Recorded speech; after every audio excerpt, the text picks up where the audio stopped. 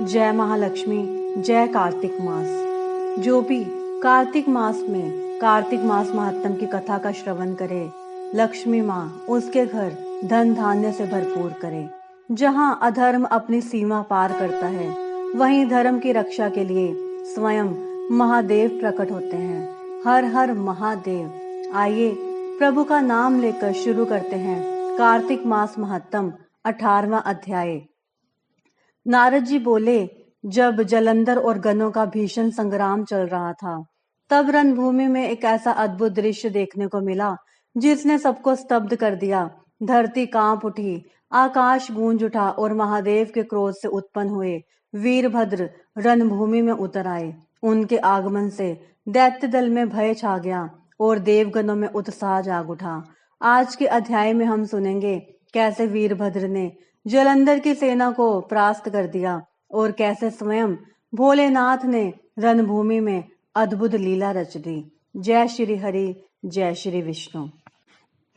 श्री नारद जी बोले, वीरभद्र को पृथ्वी पर गिरे हुए देखकर महादेव जी के गण रण छोड़कर हाहाकार करते हुए भय से भागकर शंकर जी के पास गए। महादेव जी को लाहर सुनकर अपने गणों को भागते हुए देखकर बैल पर चढ़कर हंसते हुए संग्राम के लिए आए। शंकर जी को आता हुआ देखकर सिंह की भांति गर्जन करते हुए रुद्रगण लौटे और वानों की वर्षा से दैत्यों का संहार करने लगे। जिस प्रकार कार्तिक का व्रत करने वाले को देखकर पाप भागते हैं, वैसे ही भयंकर शिव जी की भीषण मूर्ति को देखकर सब दैत्यगण भागने लगे। दैत्यों को युद्ध से भागते हुए देखकर हजारों वानों की वर्षा करता हुआ जलंधर महादेव जी पर टूट पड़ा। शुंभ निशुंभ, शमुख, काल नेमी, बलाहक, खड़ग रोमा, प्रचंड और घर्मस आदि दैत्य भी शिव जी के पास युद्ध के लिए दौड़ आए। वानों के अंधकार से अपनी सेना को ढका हुआ देखकर शिव जी ने उस बाण समूह को काटकर अपने बाण समूह से आकाश को ढक दिया। शिव जी ने दैत्यों को अपने बाण रूपी वायु से पीड़ित करते हुए प्रचंड वानों से पृथ्वी में गिरा दिया। महादेव जी ने क्रोधित फरसे द्वारा खड़ग रोमा का सिर काट दिया और खटवांग से बलाहक के मस्तक के 2 टुकड़े कर दिए। घम्मसर दैत्य को फांसी से बांधकर पृथ्वी पर पटक दिया। किसी दैत्य को बैल के सिंगों से, किसी दैत्य का वानों से संहार किया। शेष दैत्यगण सिंह से व्यथित हाथी के सदृश क्षण भर भी युद्ध क्षेत्र में ठहरने में असमर्थ रहे। तब अति क्रोधित होकर जलंधर युद्ध के लिए शंकर जी के समीप आया। वज्र के समान तीव्र गर्जना करता हुआ जलंधर महादेव जी को युद्ध के लिए ललकारने लगा। जलंधर ने कहा, हे जटाधर, आज मेरे साथ युद्ध करोगे? इन दुर्बलों के मारने से क्या लाभ है?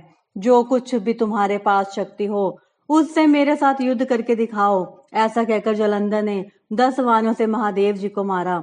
महादेव जी ने उन वानों को हंसते हुए अपने तीखे अमोघ बाणों से बीच में ही काट दिया और तब 7 वानों से उसके घोड़े, ध्वजा, छत्र और धनुष को भी काट दिया। धनुष और रथ कट जाने पर जलंधर गदा लेकर तीव्रता से दौड़ा। रुद्र जी ने वानों से उसकी गदा के 3 टुकड़े कर दिए। तब भी वह मुष्टिका द्वारा महादेव जी को मारने को उद्यत होकर समीप आया। तब तक रुद्र जी ने उसे एक वानों के समूह द्वारा 1 कोस की दूरी पर फेंक दिया। शंकर जी को अपने से अधिक बलशाली जानकर रुद्र को सम्मोहन करने के लिए उसने गंधर्वी माया रची। माया रचते ही वहां पर गंधर्व और अप्सरागण गाने बजाने और नाचने लगे। कुछ लोग ताल, वंशी, मृदंग आदि बाज बजाते थे। इस आश्चर्य को देखकर महादेव जी ताल स्वर के शब्द से मोहित हो गए और हाथों से शस्त्रों के गिरने का भी ज्ञान उन्हें नहीं हुआ। महादेव जी को एकाग्रचित देखकर जलंधर काम पीड़ित होकर शीघ्र ही पार्वती जी के निकट आया। युद्ध भूमि की रक्षा के लिए पराक्रमी शुंभ तथा निशुंभ को नियुक्त किया। 10 भुजा, 5 मुख, 3 नेत्र और जटा को धारण कर महाबैल पर सवार होकर जलंधर पार्वती जी के समीप गया।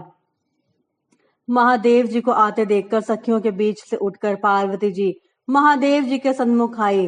पार्वती के सौंदर्य को देखते ही उसका वीर स्खलित हो गया और उस दैत्य के समीप अंग जकड़ गए। उसको जलंधर समझकर भय से विह्वल जगत माता पार्वती वहीं शीघ्रता पूर्वक अंतर ध्यान होकर उत्तर मानसरोवर पर चली गई। पार्वती को वहां से बिजली के समान अंतर ध्यान हुई देखकर वेग पूर्वक वह दैत्यराज महादेव जी के सामने युद्ध भूमि में आया। पार्वती जी ने भी अपने डर से मन में विष्णु भगवान को स्मरण किया और स्मरण करते ही पास में बैठे हुए विष्णु भगवान को देखा।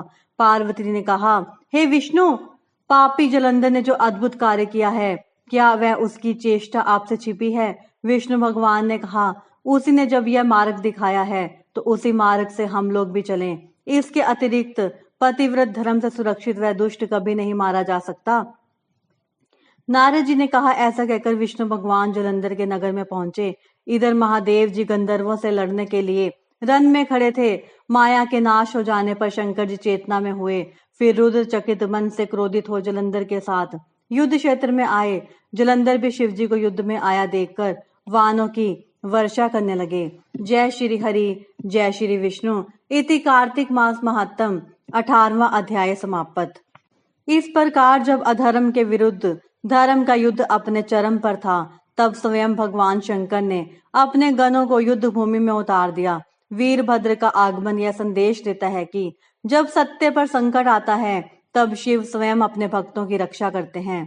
कहते हैं, उस समय पूरी पृथ्वी पर हर हर महादेव का नाद गूंज उठा था। अगला अध्याय और भी अद्भुत होगा, जिसमें जानेंगे जब स्वयं महादेव रणभूमि में उतरे और जलंधर का अंत हुआ। इसलिए सुबह 5 बजे का वीडियो जरूर देखें।